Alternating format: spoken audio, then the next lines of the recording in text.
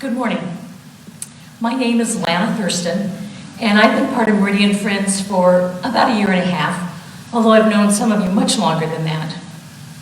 I'm sorry I can't be with you in person today, but I'm being very cautious because my elderly mom lives with me and I don't want to be exposed to anything that I might take home for her. But Jacob graciously agreed to video me ahead of time. I grew up attending the Eniat Friends Church in this tiny little town in north central Washington. We were blessed to have good pastors and dedicated Sunday school teachers. And within Oregon Yearly Meeting, that was the name for what is now Northwest Yearly Meeting, so you know a little bit about how old I am, there were these two ladies, Bernice Marduk and Elsie Gerke, who traveled around the yearly meeting and held VBS at small churches. They came to Eniat the summer before I went into third grade. And under their ministry, the Lord spoke to my heart, convicting me, and I gave my life to Jesus during VBS. VBS has always had a soft spot in my heart ever since. Stan Parasho, who some of you might have known, was our pastor at the time. In high school, our youth group sponsors wanted us to not only know about God, but to know God personally.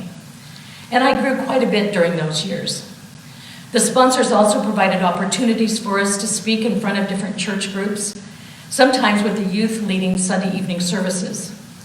And I think that was an important part of our development, not only as Christians, but it also helped to prepare us for the world of work. Gil George was pastor for part of my high school years, and he held a membership class, after which I and a few other of the high school youth became members, much to the chagrin of an older man who was there and just didn't think that any of us were Christians. I attended George Fox College and made wonderful friends and had marvelous professors. One of my regrets from my college years is that I drifted from church to church with my friends rather than settling down and becoming involved in a single church. One significant event for me when I was in college was when I heard a speaker say that being a Christian is giving all you know about yourself to all you know about God. And that really resonated with me. And it's something I keep coming back to as I learn more about myself and more about God. I frequently reaffirm that yes, I want to give my entire self to the God I know. I've discovered that learning about the true character of God is both thrilling and scary. I moved around the country a bit with my career in the U.S. Forest Service, from which I've been retired for a few years. I lived in Washington, Oregon, Minnesota, and finally here in Idaho during my working years. It was through an interaction at work that I first experienced God speaking to me very directly in fully developed sentences straight into my mind. Someone at work had acted badly and offended me deeply. It was someone I had to work with periodically, but not every day. So I started plotting how I could remain civil, but at the same time let this person know that they were on my blacklist. And as I was thinking about it one day, God said to me, Lana, I love him just as much as I love you. Oh man, that ruined everything. Now I couldn't treat that person like I had wanted to.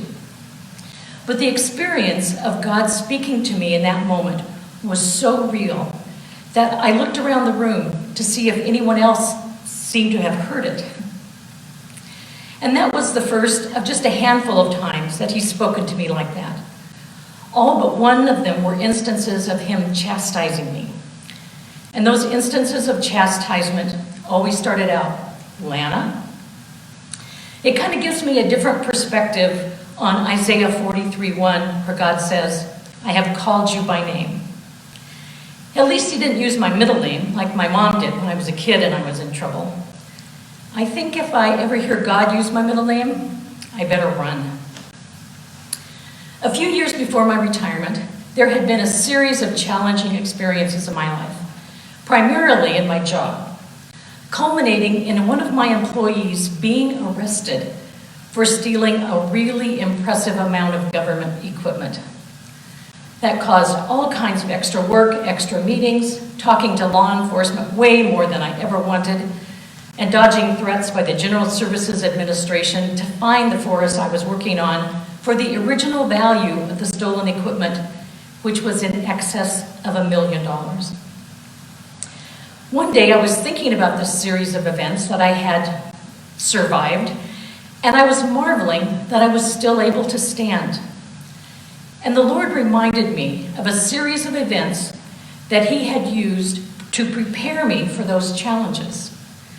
Prior to that time, I had often thought that I would really like to know what was going to happen in the future. But because of this series of events, I realized it was a really good idea that God didn't let me know what was coming, because I probably would have run away in abject terror.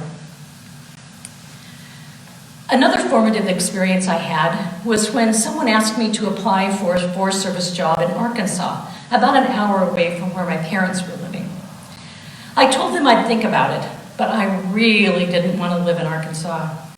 The call was on a Friday afternoon, and all Friday night and Saturday I fretted about this. I didn't want to live in Arkansas, but I kept thinking about my parents getting older, my being closer to help them out with some things, all that kind of stuff. By the time Saturday night came, I was tired of arm wrestling with God, and so I told him, all right, I'll apply for the job.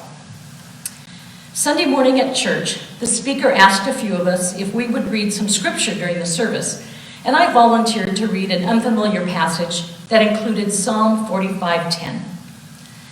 Listen, daughter, and pay careful attention. Forget your people and your father's house. Wow. It seemed like that verse was in bold type that day and speaking directly to me. But it also seemed to be in direct contrast to what I thought the Lord had been telling me the previous couple of days. After church, I was driving to some friend's house for a potluck and thinking about the weekend and why God had that massive arm wrestling session with me, and then tell me, never mind, you don't need to apply for that job. So what was that all about? And as I drove, I realized that I had been putting parameters around what I thought it was okay for God to ask me to do. I thought of Abraham when God had asked him to sacrifice Isaac. Although my experience was much less dramatic than Abraham's, I too needed to get to the point where I was willing to say yes to whatever God asked me to do. And I also marveled that a verse written more than 2,000 years ago could speak so directly to my situation. I wondered if I was the only one for whom that verse had ever been meaningful. I am at heart a fearful person. I like to avoid pain of all kinds. I've often thought of 1 John 4:18. It says, there is no fear in love, but perfect love drives out fear. That was generally the only part of the verse that I heard. And I'm not sure if that's because that was only what was usually said, or just the part that penetrated into my brain. And I would think, but God's love is perfect, so why am I afraid of so many things? And then I started paying attention to the last part of the verse. The one who fears is not made perfect in love.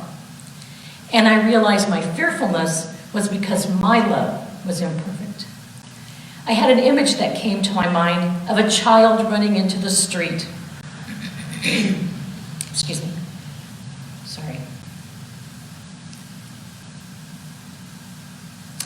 I had an image of a child running into the street to get a ball that had gotten away from them, and their parent running after them to grab them before they get hit by a car that was coming down the street. The parents' love for that child was so strong that they didn't stop and analyze the risks and think about how bad it would hurt to be hit by the car, any of that stuff. Their love compelled them to go to their child. That's the kind of love I want to be growing in my heart. Psalm 119:32 says, I run in the path of your commands, for you have broadened my understanding. I had the great privilege of serving as a friend of Jesus in Ramallah, Palestine 2 different times. The first for 3 months and the second for 10 months. It was one of the most meaningful times of my life. That seems like an unlikely thing for a fearful person to do, right? But interestingly, I never had any misgivings about going there.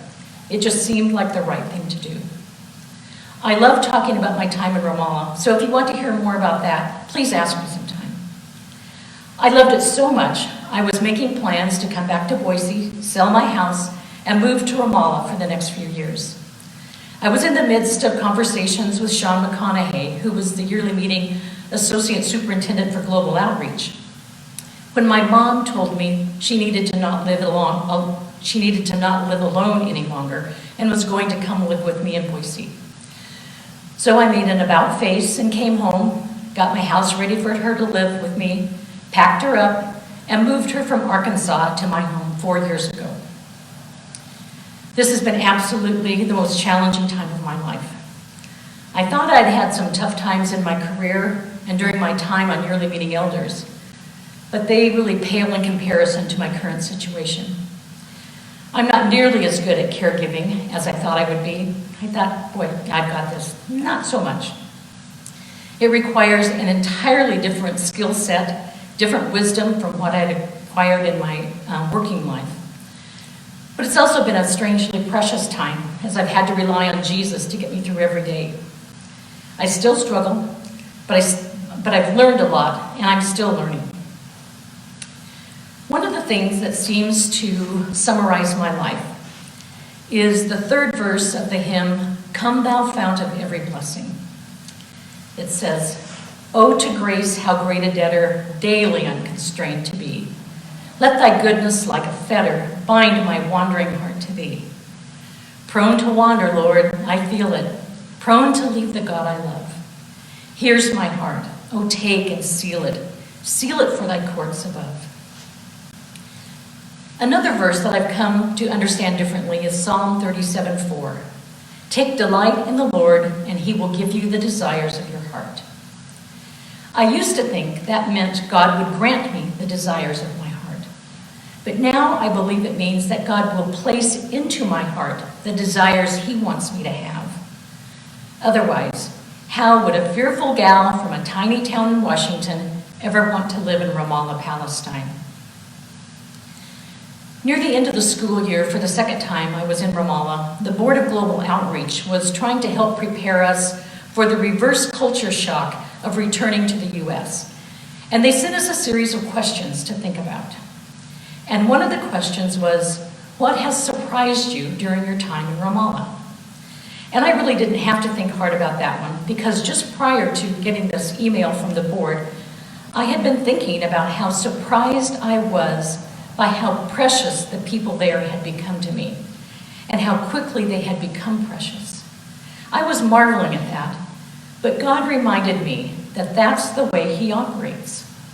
When he asks us to join him in something he's doing in the world, whether it's around the corner or around the globe, and we say yes to that invitation, he binds our hearts together with the people that we serve, and he gives us great joy in the service. And who doesn't want to say yes to joy? Thank you for letting me share a little bit of my life with you. And I wasn't kidding about liking to talk about Ramallah, so please ask. Hi, my name is Sam Paddock. I'm 22. I'm from Bullhead City, Arizona, and I have been regularly attending Meridian Friends Church for about 3 months now. Like it was said, I am currently a freshman at Boise Bible College, where I'm going for a Bachelor's of Science in Family and Youth Ministry. I grew up in a very unhealthy home. When I was young, there was a lot of drug and alcohol abuse, as well as physical and emotional abuse. When I was about 6 years old, I started going to church with my dad, which was a safe haven for me. I went with my dad, his wife, and a couple of my siblings. I actually enjoyed church so much that after the rest of my family stopped attending church, I continued to go on my own. The summer between 6th and 7th grade, I was at a church camp, and this is where God first called me to youth ministry. I was 12 years old. Did I understand what youth ministry was? Kind of, but not too well. But I was so excited that God was calling me to do something for his kingdom. The next few years were spent living the best Christian life I could, especially at 14, there's not much to do. Then high school hit. High school is a very easy place for any teen to get lost, but especially for a Christian teen who just wants to fit in. It was like there was a stumbling block at every turn. During my high school years, I fell into a depression from the trials of my life at home to the turmoil of high school. This depression led to drinking. Slowly but surely, I was becoming an alcoholic. By the time I was about 17, I had become a student leader at my church for youth group. But being a student leader at my church meant that myself and a couple of the other students were in charge of writing lessons, planning songs, and games for youth group because we didn't have a youth pastor at the time. Finally, I was working towards what God had called me to all those years ago. But at this point, my alcoholism was in full swing, and no one but some of my closest friends knew what I was struggling with. This continued on for a couple of years until after hearing a sermon about the unqualified priest being unqualified for ministry, I felt nothing but conviction. God was telling me plain and simple that if I continued on the path that I was going, I would have no place working in his kingdom. I was terrified. This was the only thing I had been working towards for so long, and I was nearly ready to throw it all away for a buzz. That next Sunday, I set up a meeting with my pastor to discuss everything. I put all of my cards on the table. He came at it with nothing but grace. We both decided that it was best for me to step down from my teaching position until I was in a better place, both mentally and spiritually. I started attending a Celebrate Recovery not long after that with some friends from church, leading me to a Christ-centered recovery. While my relationship with God was better, it was not even close to where it needed to be. A friend of mine had told me about a summer camp he was going to go work at in Idaho, and he told me to apply. I decided to take a leap of faith and go for it, and it was one of the best decisions I'd ever made. If you haven't guessed yet, that camp was Quaker Hill, which is where I had my first interaction with the Friends churches, and where I met Joshua Arnett, who brought me to Meridian Friends. That summer was one of the best that I have ever had in my life. Being in an environment that pushed for us to constantly get closer to God was what my spiritual life needed. On July 22nd, 2018, 2 days before my 20th birthday, I got baptized by my pastor up in the Payette Lake. Now coming home, I was on a spiritual high, and it lasted for some time, but the depression sank back in. The time with God lessened, but it was still there. I spent a couple of years at my church working in our youth group and playing worship, but nothing was working as it should. My life seemed to still be falling apart. Fast forward to this May. While my relationship with God was decent, I felt like something was lacking. Because of COVID, my friend's wedding got canceled, and my friends and I decided instead to go on a camping trip. And on this camping trip, I ended up on a hike with some of my friends. And on this hike, I met a group of people from a neighboring town. Let me tell you, God was moving on that mountain. It was here on this mountain where I was spilling my guts to these random people that God decided he was going to rock my world. After having long conversations about my doubts and my fears, we started talking about Bible college, where they had gone and where I was supposed to go. And I was telling them that I was waiting for God to call me there. And one of the guys up there said these words to me: God already called you. You're just not listening. His bluntness was very important because I'm pretty thick-skulled at times. And it was then that I decided to apply for Boyce Bible College again. And I say again because I had applied a couple years back. God accepted and never went. So now here I am in my freshman year of Bible college, working towards what God called me to, living my life for him and in his freedom.